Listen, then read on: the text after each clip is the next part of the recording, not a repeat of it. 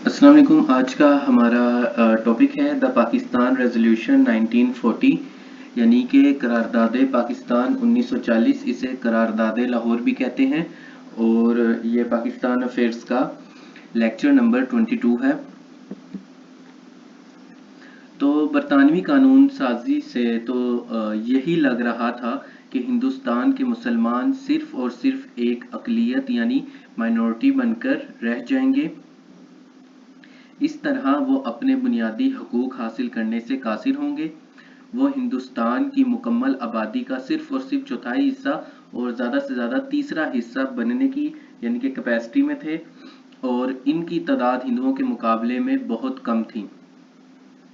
उन्होंने अपने हकूक़ बचाने के लिए for the protection of their rights अलहदा नुमाइंदगी यानी सेपरेट इलेक्टोरेट्स मांगे, मगर वो देख रहे थे कि इस तरह भी उनका काम नहीं बन सकता।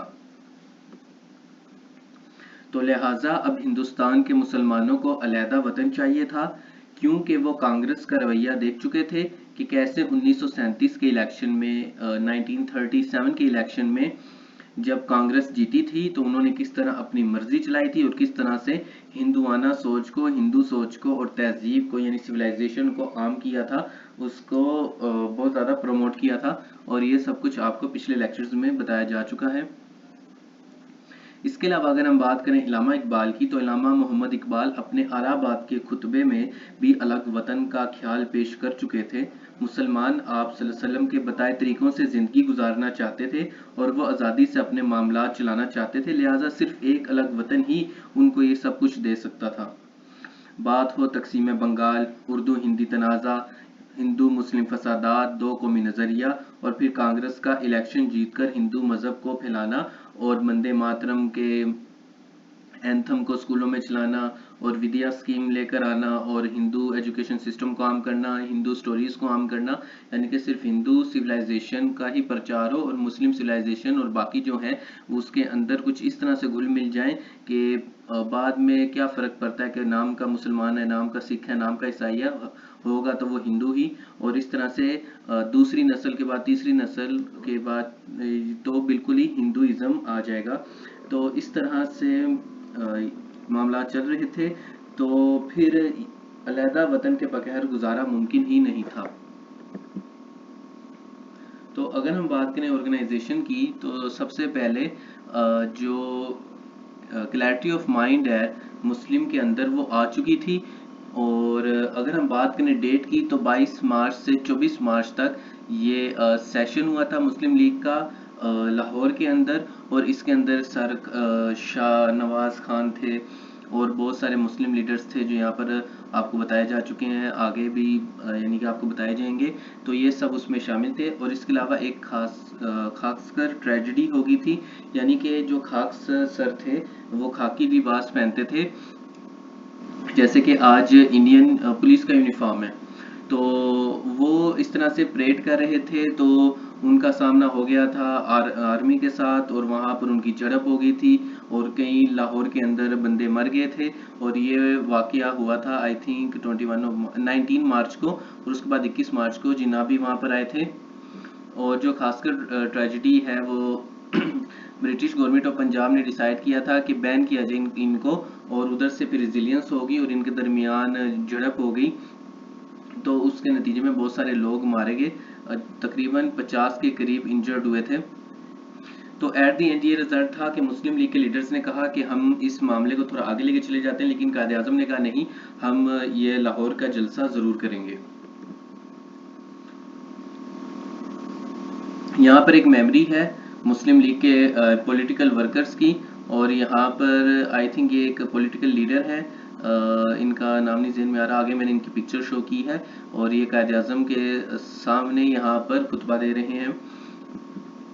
और जो कायद आज़म थे उन्होंने अपनी जो मेहनत थी वो जारी रखी हुई थी और वो मुसलमानों को ज़्यादा से ज़्यादा इंटरेक्ट करने की कोशिश कर रहे थे और माजी की गलतियों से सीखकर अब एक एक गली कूचे जाकर वहाँ पर पॉलिटिकल ऑफिसेस बनाकर लोगों के मसले मसाइल सुनकर और जो उनके इख्तियारात में है वो हल करके लोगों को उम्मीद देकर बातचीत कर कर अपनी तरफ कन्वेंस कर रहे थे और मुस्लिम लीग की जो पॉपुलैरिटी थी उसमें काफ़ी ज़्यादा इजाफा हो चुका था और कांग्रेस मिनिस्ट्रीज के बाद मुस्लिम लीग की पॉपुलैरिटी में बहुत ही ज़्यादा इजाफा हुआ था और ख़ास तौर पर मुस्लिम कम्युनिटी के अंदर वो बहुत ज़्यादा मकबूल हो चुके थे और उनके साथ बहुत ज़्यादा इंटरेक्शन में आ चुके थे। हाँ, तो ये नवाब सर शाह नवाज हैं जो कि कायद-ए-आज़म के सामने खुतबा दे रहे हैं और ये करारदाद लाहौर के दरमियान यानी कि जिसे करारदाद पाकिस्तान भी कहा जाता है वहाँ की एक पिक्चर है और यहाँ पर वो ये मेमोरीज शो की गई हैं।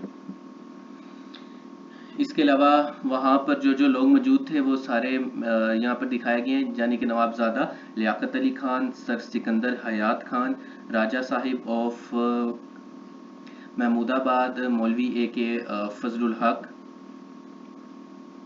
फिर आपको दिखाए जा रहे हैं यहाँ पर सर अब्दुल्ला हारून, सर ख्वाजा नाजिमुद्दीन, सर शाहनवाज, मियाँ बशीर अहमद।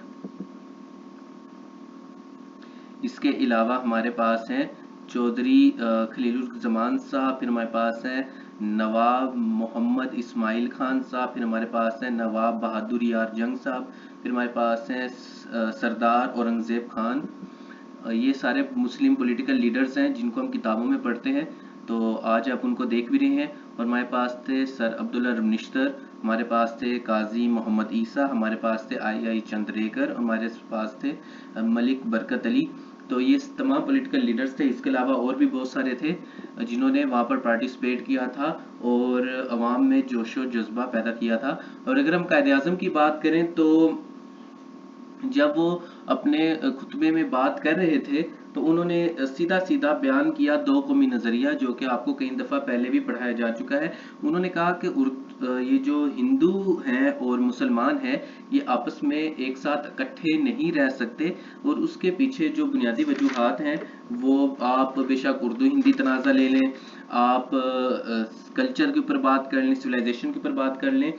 तो सबसे पहले बात करते हैं सिविलाइजेशन के ऊपर। ये एक ब्रॉड कॉन्सेप्ट है जब आइडियोलॉजी थॉट्स कि ज़िंदगी कैसे गुजारनी है, क्या चीज़ गलत है, क्या चीज़ सही है, लिबास किस तरह का है, खाना किस तरह का है, उठना बैठना किस तरह का है, ज़बान किस तरह की है, बोलचाल किस तरह का है, लहजा किस तरह का है, आपस में सोशल इंटरेक्शन किस तरह का है, तो ये सारी चीज़ें मिलकर आपस में एक सिविलाइजेशन बनाती हैं।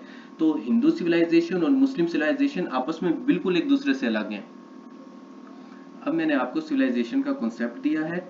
अब आपको मैं बताऊं कि हिंदू सिविलाइजेशन और मुस्लिम सिविलाइजेशन आपस में एक दूसरे से बिल्कुल अलग हैं और यहाँ तक बात खत्म नहीं होती कि हिंदू गाय की पूजा करते हैं, हम गाय का गोश्त खाते हैं। तो जब एक का भगवान दूसरे की खुराक होगा तो वो आपस में इकट्ठे नहीं रह सकते, उनके दरमियान फसादात होंगे, लड़ाई झगड़े होंगे। और आज भी बहुत सारे मुसलमानों को ये कहकर हिंदुस्तान में कत्ल कर दिया जाता है कि इन्होंने गाय का गोश्त बेचा था या गाय की कुर्बानी की थी। तो वो जगह जहाँ पर मुसलमान अपनी इस्लामिक प्रैक्टिसेस नहीं कर सकते, अगर देखा जाए तो बकरा ईद पर, जिसे बड़ी ईद कहते हैं, वहाँ पर अगर कोई शख्स गाय अल्लाह ताला की रास्ते में कुर्बान करना चाहे तो वो नहीं कर सकता। वो बकरा कर सकता है या फिर वो दुम्बा कर सकता है लेकिन वो गाय ज़बह नहीं कर सकता। और अगर किसी को पता चलेगा कि उसने गाय ज़बह किया तो कोई ना कोई हिंदू आकर उसको मार देगा। तो जो दो कौमी नज़रिया है वो सिविलाइजेशन का आपस में इस तरह का क्लैश है। ये सैमुअल पी डॉट हंटिंगटन की इस क्लैश ऑफ सिविलाइजेशन बीच में कहाँ से आ गई। हाँ, तो जो क्लैश है सिविलाइजेशंस का वो इसी तरह से आपस में फसाद पैदा करता है। और इसके अलावा अगर हम बात करें लैंग्वेज की तो लैंग्वेज में भी वो अपनी हिंदू ज़बान और संस्कृत को बहुत ज़्यादा अहमियत देते हैं कि हमारी हज़ारों सालों से ज़बान चलती आ रही है। और दूसरी तरफ जो मुसलमान हैं वो उर्दू बोलते हैं या बंगाली बोलते हैं तो वो कहते हैं कि ये हमारी ज़बान है। तो इस तरह उनके दरमियान आपस में क्लैश आता है। इसके अलावा क्लैश ऑफ थॉट्स उस जगह पर आता है जहाँ पर बात होती है भगवान की और अल्लाह की। अब अल्लाह के मानने वाले अगर कभी किसी भगवान का मजाक उड़ाने या भगवान के मानने वाले कभी अल्लाह का मजाक उड़ाने, तो एक छोटी सी बात, एक छोटी सी चिंगारी वहां से भड़केगी और वो फिर सैकड़ों लोगों को आपस में एक दूसरे से लड़वाएगी और कत्ल करवाएगी। तो इस तरह से जो क्लैश है आपस में, ये सारी बातें साबित करता है कि ये थॉट्स का, सिविलाइजेशंस का क्लैश है और ये टू नेशन थ्योरी है और ये आपस में एक दूसरे के साथ इकट्ठे नहीं रह सकते। तो उसके बाद स्पीच के दौरान कायद आजम ने कोटेड किए थे लाला लजपत राय के वर्ड्स, जो कि उन्होंने 1924 में खत लिखा था सीआर दास को, जिसके अंदर उन्होंने मेंशन किया था कि हिंदू और मुसलमान दो अलहदा कौमें हैं और ये हिंदू नेशनलिस्ट हिंदू लीडर थे। और कायद आजम ने उनको कोट करते हुए कहा कि no Hindu can be a nationalist, every Hindu is a Hindu first and the last. तो यहाँ पर उन्होंने वाज़ह कर दिया था कि नेशनलिस्ट से पहले, वतन से पहले उनके लिए उनका हिंदू मजहब है। और इसके अलावा मुसलमानों के लिए भी आप सल्लम की हुर्मत बहुत बड़ी चीज़ थी। अगर कोई आप सल्लम को गाली देगा तो वो हमसे बर्दाश्त नहीं हो सकता। हमारा ईमान का बुनियादी हिस्सा है उनकी इज्जत करना। तो इस तरह से ये सारे आपस में इकट्ठे नहीं रह सकते। और आज भी बम्बई के अंदर भी एक बहुत बड़ा स्लम डॉग्स है, जहाँ पर यानी कि वो इलाके जो कि बिल्कुल ही कच्ची आबादी है, वहाँ पर लोग बस पतली सी दीवारें और ऊपर वो लोहे की पतरी टाइप रखी हुई है, वो छत है और वहाँ वो रह रहे हैं और वो मुस्लिम आबादी है। तो वहाँ पर उनकी एजुकेशन के लिए काम नहीं होता, उनकी हेल्थ फैसिलिटीज़ के लिए काम नहीं होता। तो ये आपने सेकुलर इंडिया बनाया था कि जहाँ पर सिर्फ आप एक ही कौम की बात करते हैं। तो ये सारे मामलात अगर देखे जाए तो वो ये चीज़ वाज़ेह हो चुकी थी कि मुसलमानों को एक अलहदा मुल्क चाहिए था और उन्होंने उसकी डिमांड की।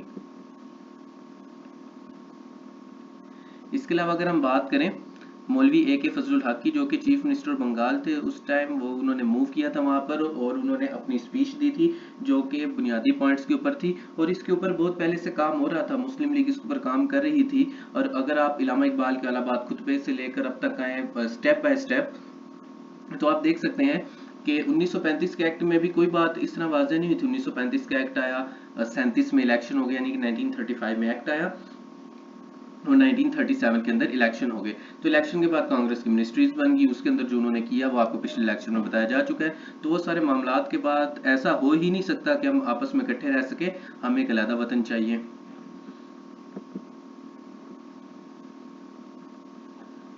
तो हमें अपने हकूक की, कल्चर की, माशियात की यानी इकोनॉमिक्स की, सियासत की यानी पॉलिटिकल और एडमिनिस्ट्रेटिव यानी इंतज़ामी, हमें अपने इंटरेस्ट प्यारे थे। हर कौम को अपने इंटरेस्ट प्यारे होते हैं। तो हमें अपना दिफा करना था, हमें अपने इंटरेस्ट का दिफा करना था। हमें ये चाहिए था कि हम एक ऐसा ऐसा वतन बनाए, एक ऐसी रियासत बनाए जहाँ पर हम अमन से रह सके और रोज़ रोज़ की या एक हफ्ते बाद या महीने बाद या हर एक महीने या 2 महीने बाद या हर 3 महीने बाद कोई हिंदू मुस्लिम फसाद हो रहे हैं, उसकी बजाय ये है कि हम चुपचाप साइड पर हो जाएं और हम अपना अलहदा ज़िंदगी गुजारें, वो अपनी अलहदा ज़िंदगी गुजारें, हम यहाँ खुश रहें, वो वहाँ खुश रहें। इसके अलावा अगर बात की जाए तो बहुत सारे लोग थे, जैसे चौधरी खलीलुज़्ज़मान थे जो कि यूपी से थे, मौलाना ज़फ़र अली खान थे पंजाब से, सरदार औरंगज़ेब थे NWFP सूबा सरहद यानी कि आज का खैबर पख्तूनख्वा, सर अब्दुल्ला हारून थे सिंध से और काजी मोहम्मद ईसा थे बलूचिस्तान से। इन सब की पिक्चर्स आपको पहले दिखाई जा चुकी हैं। इन्होंने इस सारी बात को सेकंड किया था और इन्होंने कहा था कि हाँ ऐसा ही होगा और हम पाकिस्तान के लिए जद्दोजहद करेंगे। अगर हम बात करें कंट्रोवर्सीज की, तो उस वक्त बहुत ज़्यादा कंट्रोवर्सीज उठी थी, जैसे कि प्रताप, वंदे मातरम, मिलाप, ट्रिब्यून, ये सब के सब अखबारात थे और काफ़ी बड़े अखबारात थे और हिंदी कम्युनिटी के अंदर बहुत ही नाम रखते थे और हिंदू न्यूज़पेपर थे। इन्होंने लाहौर रेजोल्यूशन की बजाय पाकिस्तान रेजोल्यूशन का नाम इस्तेमाल किया। तो उसके बाद मुस्लिम लीग के लीडर्स को ये बात पसंद है। उन्होंने कहा इनको क्या पता, इन्होंने कंट्रोवर्सीज में हमारा ही फायदा कर दिया है और लोगों को भी पाकिस्तान रेजोल्यूशन का करारदाद लाहौर की बजाय करारदाद पाकिस्तान का लफ्ज़ ज़्यादा अट्रैक्टिव था, ज़्यादा फैसिनेटिंग था। और हिंदू प्रेस की आप इसे नाअहली कह लें या फिर उनको पता नहीं चला, उनसे गलती से ऐसा हो गया या फिर वो तंज करना चाह रहे थे, लेकिन ये तीर उन्होंने जो चलाया वो आकर उनको ही लग गया और करारदाद लाहौर फिर जगह जगह नारे लगने लग गए, बन के रहेगा पाकिस्तान, पाकिस्तान का मतलब क्या, ला इलाहा इल्लल्लाह, और इस तरह के नारों ने अवाम को और जोश दिलाया, और चलते चलते फिर पाकिस्तान की तरफ मामलात आगे बढ़ने लगे।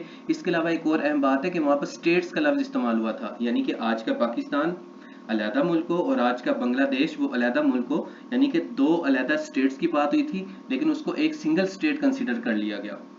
यानी कि अगर आप उस वक्त भी देखें कि अगर उस वक्त ही मुसलमानों की दो अलहदा स्टेट्स बन जाती, तो हमें बांग्लादेश से हाथ ना धोना पड़ता, और वो जो कहती थी ना इंदिरा गांधी कि हमने दो कौमी नज़रिए को खलीज बंगाल में फेंक दिया है, तो उनको ये कहने का मौका ना मिलता, और इसके अलावा हमारे आपस के झगड़े ना होते, और आज हम दो पाकिस्तान के तौर पर, एक ईस्ट पाकिस्तान होता है, एक वेस्ट पाकिस्तान होता है, जैसे एक नॉर्थ कोरिया एक साउथ कोरिया है, इसी तरह दोनों पाकिस्तान आपस में हंसी खुशी से रह रहे होते और एक दूसरे के साथ सपोर्ट कर रहे होते।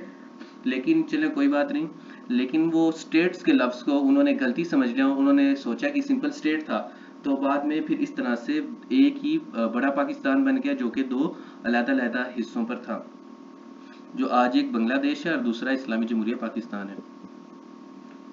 अगर हम हिंदू रिएक्शन की बात करें तो हिंदुओं का रिएक्शन तो पता ही है, और उन्होंने कहा कि पाकिस्तान एंटी नेशनल बात है, ये हिंदुस्तान को तोड़ने की बात है, और जो अंग्रेज थे उनका रिएक्शन में भी आपको बताऊंगा। इसके अलावा जो कांग्रेस थी वो कह रही थी कि हम भी तो मुसलमानों की बात करते हैं, हमारे पास एक इतना बड़ा आलिम फाजिल इंसान है, ये मुस्लिम लीग के पास ऐसा कोई इंसान है अबुल कलाम आज़ाद जैसा, तो जो हमारे पास है, हमारे पास इतने मुस्लिम लीडर्स हैं, तो ये कैसे कह सकते हैं कि हम मुसलमानों के हकूक़ की नुमाइंदगी नहीं करते। तो उसके जवाब में फिर नेहरू रिपोर्ट है कि उस वक्त तो अबुल कलाम आज़ाद वहाँ पे मौजूद थे और दूसरे मुस्लिम लीडर मौजूद थे, तो नेहरू रिपोर्ट कैसे कांग्रेस में पास होगी। तो इस तरह की बातें थी, आपस में एक दूसरे के साथ ये बहस करते रहते थे। अगर हम ब्रिटिश रिएक्शन की बात करें तो बहुत सादा सी बात है कि जो ब्रिटिश है वो इस बात का दावा करते हैं कि हम वो कौम है जिन्होंने हिंदुस्तान को मुत्तहिद किया है, तुम तो अलग-अलग रियासतों में बटी हुई कौम थी, तुम्हें क्या पता है यूनाइटेड इंडिया क्या होता है। तो ये चीज़ उनके लिए भी खटकती थी कि अगर पाकिस्तान बन गया तो जो यूनाइटेड इंडिया का हमने एक लेबल लगाया था, तो हमारी उस साख को खतरा पहुंच सकता है। अब आते हैं कंक्लूजन की तरफ। तो मार्च 1940 में करारदाद मंजूर होगी, सेपरेट स्टेट के अलावा हमारे पास कोई चारा नहीं है, हमने अलहदा वतन हासिल करना ही करना है, और कायद आज़म की सरबराही में मुस्लिम लीग जो थी, अब वो गली गली कूचे कूचे जाकर लोगों के साथ इंटरेक्शन कर रही थी। ये जो मुस्लिम लीग थी ये वडेरों की, नवाबजादों की जमात थी, वो सारे के सारे मुसलमानों के साथ मुखलिस थे, लेकिन चूंकि वो सोने का चम्मच लेकर पैदा हुए थे तो उनको रोड की, गली मल्ले की स्ट्रगल का अंदाज़ा नहीं था। तो फिर जब उन्होंने वो स्ट्रगल स्टार्ट की तो एट द एंड हमारे पास पाकिस्तान भी आ गया। तो वो जगह जहाँ पर करारदादे लाहौर या करारदादे पाकिस्तान पेश की गई थी, वहाँ पर आज हमारे पास मीनार पाकिस्तान है। ये पहले मंटो पार्क होता था, फिर इसका नाम इकबाल पार्क रख दिया गया, और फिर पिछले सालों में इसको शाही किला, बादशाह मस्जिद और इकबाल पार्क को एक ही हिस्सा, एक ही पार्क बना दिया गया, और इसका नाम ग्रेटर इकबाल पार्क रख दिया गया, जहाँ पर हमारे पास मीनार पाकिस्तान है, और ये नेशनल मोनूमेंट है, और आप यहाँ पर इसकी पिक्चर्स देख सकते हैं। तो ये हमारे पास है मीनार पाकिस्तान। हमने आपको हिस्ट्री एक तरतीब के साथ पढ़ाई है, तो अगर आप चैनल पे जाकर प्लेलिस्ट में जाएं और वहाँ से इसको देखना चाहें तो आप देख सकते हैं कि जंग आज़ादी 1857 से लेके अब तक तरतीब के साथ स्टेप बाय स्टेप आपको हिस्ट्री पढ़ाई गई है। तो चैनल पर आने के लिए और वीडियोस देखने के लिए आप सब लोगों का बहुत बहुत शुक्रिया। मैं उम्मीद करता हूँ कि ये आपकी हेल्प कर रहा होगा। अल्लाह हाफिज़।